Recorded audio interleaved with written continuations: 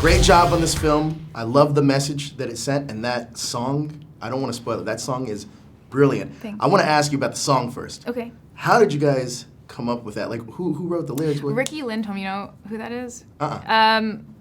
She's a really wonderful actor and writer and singer, and we were lucky enough to have her write the lyrics for the song. And, you know, for me, I wanted that moment to be a moment where our main character, Riley, is tired of hiding behind, you know, the walls she's put up because of past trauma, Sure. and finds strength with her sisters to get out there and speak her voice and have it feel like a moment of victory for our main character. That I wanted something that was like fun and cheeky, but also had a little bit of a message.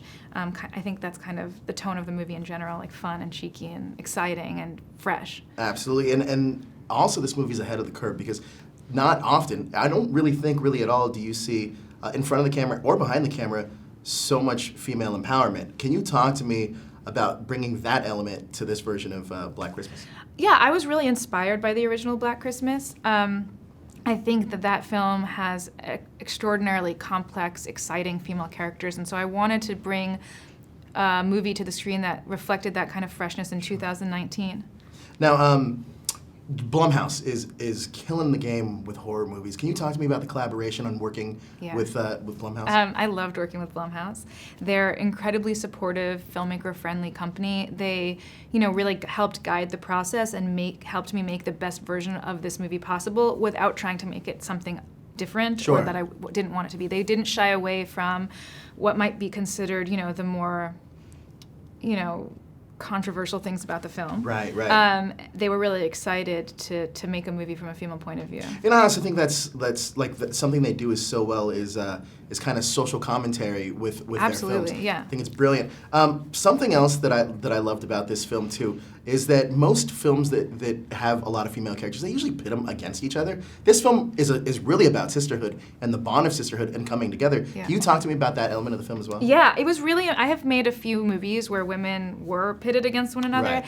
and I felt like, you know, kind of over the past few years, I've definitely felt a sense of camaraderie amongst women grow and expand, and I wanted to make a movie that was reflective of that.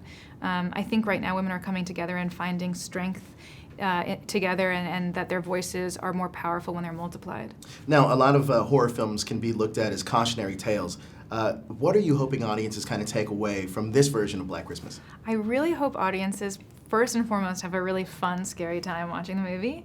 And I hope that they, you know, leave the theater and talk about what their experiences are like as men and women, and maybe the ways we don't see eye to eye or the ways that we do. Now, can you talk to me about some of the influences that you may or may not have used from the original Black Christmas and then the remake with Lacey Chabert? I think the tone of the original was something that was really important for me to capture in 2019. And making a movie that, you know, we had a lot of 70s cinematic references, and we used a lot of the weapons that are in the original that the Right. killer uses, but this time the women wield those same weapons, which was kind of a fun little twist. And